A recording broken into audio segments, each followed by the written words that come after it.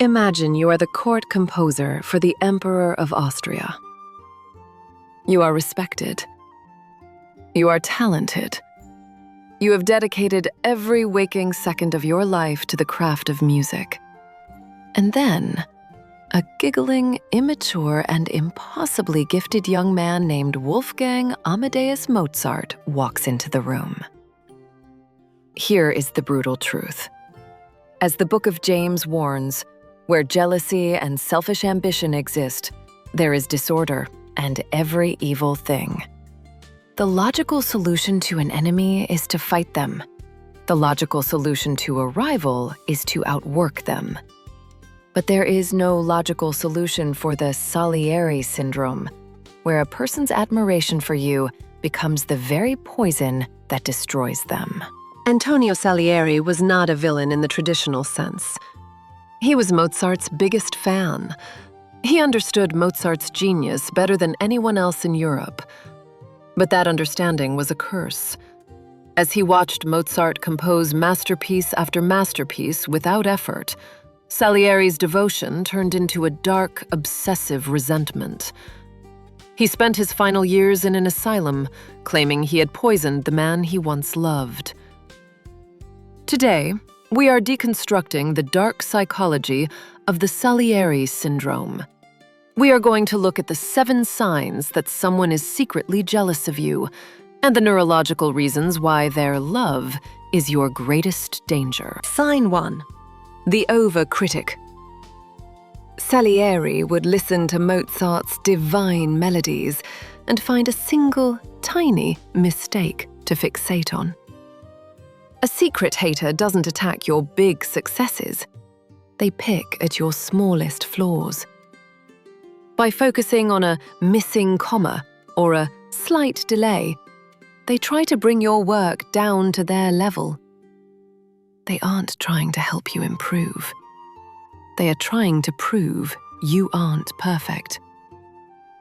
In psychology, this is displacement.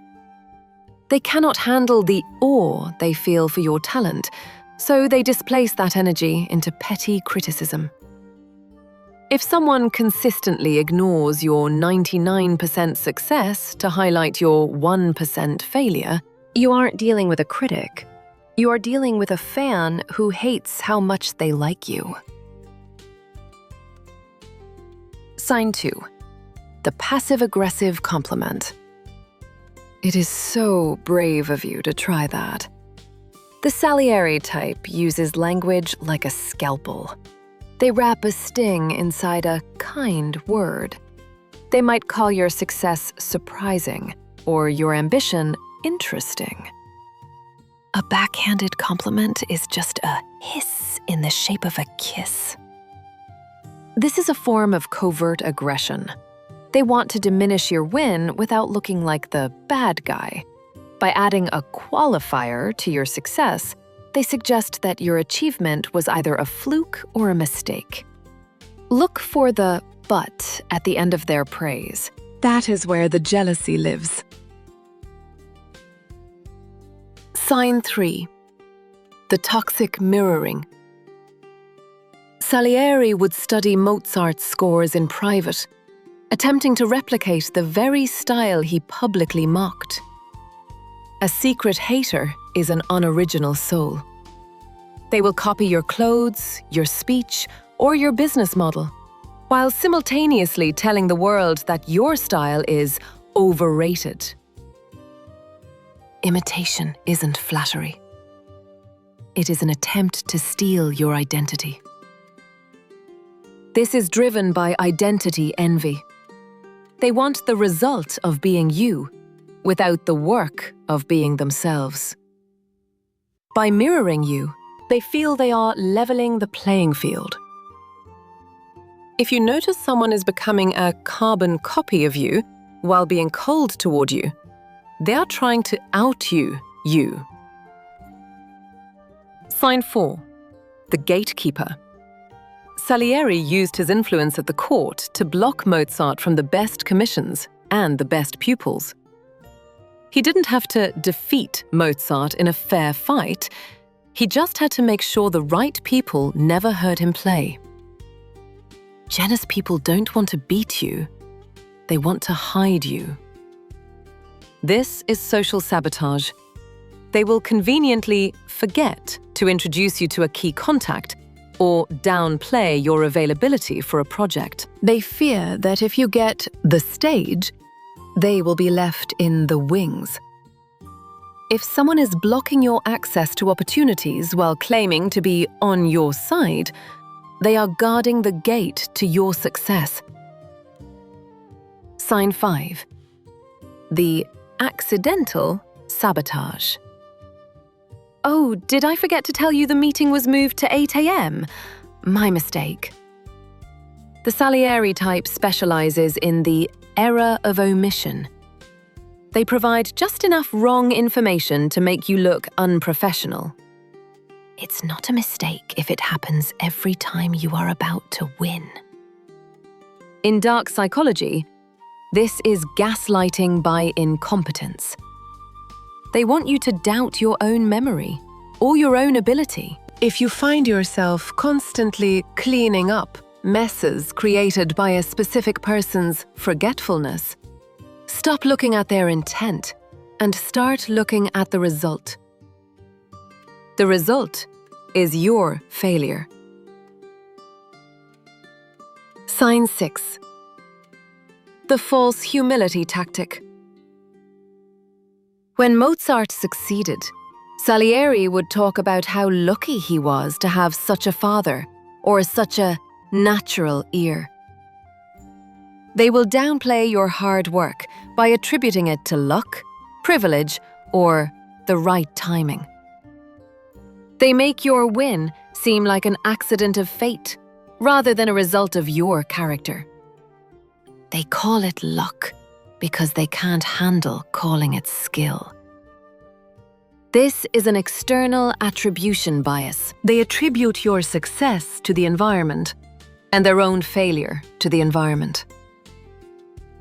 It is a protective shield for their ego. By convincing themselves you are just lucky, they don't have to face the fact that they are simply less. Sign 7. The obsessive watcher. Salieri knew every move Mozart made. He knew his health, his debts, and his compositions before they were finished. A secret hater knows more about your life than your best friends do. They watch your stories. They check your LinkedIn. They ask mutual friends about your progress. They aren't following you. They are monitoring the threat. This is hypervigilance. They are looking for the moment you stumble. They need to see you fail, so they can finally breathe. If someone is always the first to view your content, but never the one to celebrate your win, they are waiting for the accident.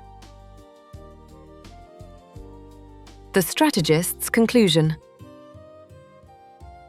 Antonio Salieri died a broken man, haunted by a ghost he couldn't quiet. He spent his life in the shadow of a sun he helped to extinguish. The lesson of the Salieri Syndrome is not to hate the hater, but to realize that their jealousy is a confirmation of your light. They aren't attacking you because you are weak. They are attacking you because your existence proves their limitations. As the philosopher Friedrich Nietzsche wrote, "The higher we soar, the smaller we appear to those who cannot fly." Stop trying to fix the relationship. You cannot fix a person who sees your existence as an insult. Keep playing your music. Keep soaring.